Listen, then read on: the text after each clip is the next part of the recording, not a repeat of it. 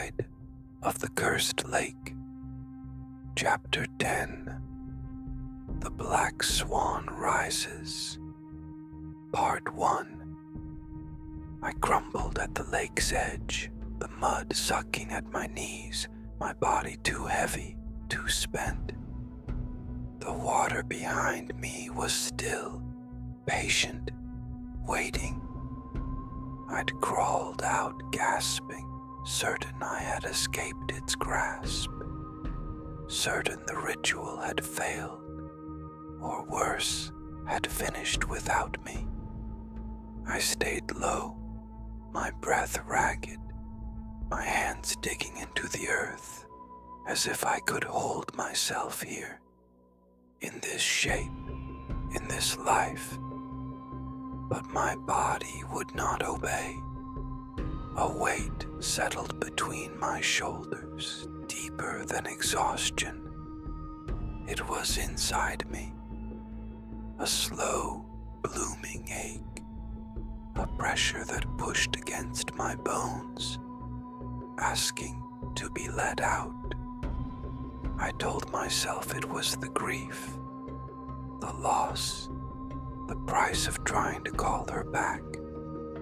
But the pain climbed higher, sharp and certain, threading through my spine like wire, stitching me closed.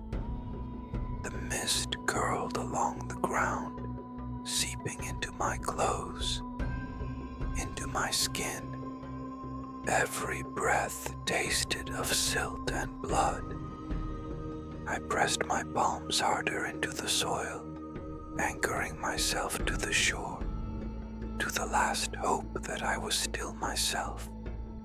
Then the shiver came, not fear, not cold, but something crawling beneath my skin, stretching it thin.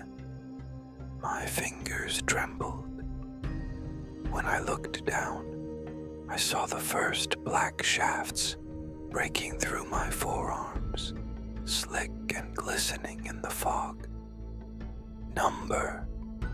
My throat clenched around the word, but it wouldn't rise.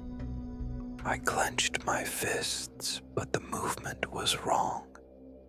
The bones, too long. The joints too loose. Anna, I whispered, the sound of it full of betrayal. I tried to rise, but my legs wouldn't move. Locked in place, cold and unresponsive. My spine arched against my will, pulled taut by something deep inside. A weight threading itself through every nerve. The ground rolled beneath my hands, tilting, breaking. But there was nowhere to go. No direction left but down. The sky swam above me, white feathers drifting through endless gray. And even with my eyes shut, I could feel the water pressing at the edges of my mind, slipping through like ink between pages, staining every thought. I clawed at my scalp, desperate for grounding, but the sensation was wrong. My fingers moved too sharply, too long, too thin. The skin at the back of my neck stretched tight, ready to split, and I felt it strain beneath my touch. Not skin anymore, but something softer, slicker, alive. This was not exhaustion. This was not grief. This was the horror that had claimed her, and now it had come for me. The mist curled into my pores, thick and certain, threading itself through my muscles, knotting into my bones. I shuddered as my pulse raced faster, louder, until it drowned out the sound of the lake, until it became the only rhythm left. My breath came shorter, faster, driven by a mind I could no longer master. The ache in my back deepened and spread like roots, pushing through me until it felt as though my entire being might rip apart. Everything around me slowed to a dreamlike crawl, a childhood nightmare, the kind where I ran and ran, but never reached the door. Then a sickening thought bloomed. The lake would not let me go. Please. The word was as useless as a prayer. Anna. The name was barely real anymore, and everything that went with it was beginning to fall away. Her voice dissolved into the mist, her face fragmenting into reflections too many to hold. My hands curled into themselves as I tried to keep her close, but the bones felt loose, unfamiliar, a string of mismatched marionettes. Then I saw it, my fingers growing longer with each shuddering breath.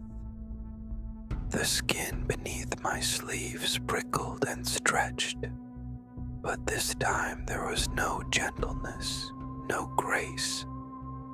The black pushed through me like smoke turned solid, curling beneath my flesh until it burst free. Not soft, but sharp, each feather a wound that would not close. I almost laughed, a jagged, frantic sound. The very absurdity made it true. Anna. My voice broke against the water. I fell to my knees, lost. The lake suddenly there to meet me. I was a doll cast down by a cruel hand. The sharpness in my back became a ripping, grinding thing, and I cried out, my words nothing more than splintered syllables. I dug my nails into my palms, and they drove deep, too real. As my fingers twisted, reshaped, no longer my own, I let out a strangled sob and opened my eyes to see a glistening expanse of wet earth, of something like blood and an unfamiliar shape. My reflection. It warped in the mud like a grotesque smile, stretched wide as my heart beat louder than my breath, until my breath was gone and panic took hold, raw and instinctive. Anna. The sound of it surprised me. This was my last tether, my last lie, the final thread of a self I could still recognize. And still I tried to cling to it. Memories flooded my mind and caught like fishing hooks in my skin. I saw the way she had looked at me once, bright and certain, before the sadness began to shadow her eyes. I heard her voice like the song she used to hum when she thought I couldn't hear. And then I saw her face, just as I had on that last day, vanishing at the water's edge, her hair trailing into light. This was all that I had, but even these slipped through my fingers. They came back wrong, corrupted, disassembled, and strung together again with gaps and fractures where my life had been. Her laughter, her silence, a ghost of her mouth no longer speaking my name. More and more more images came, faster, rushing like the words to a book, too blurred to read, like the breathless chapters of a life that was not mine. Then I knew this was the lake. It wasn't just around me. It had gotten in, quiet, slow, inevitable. It waited, patient as hunger, certain as loss.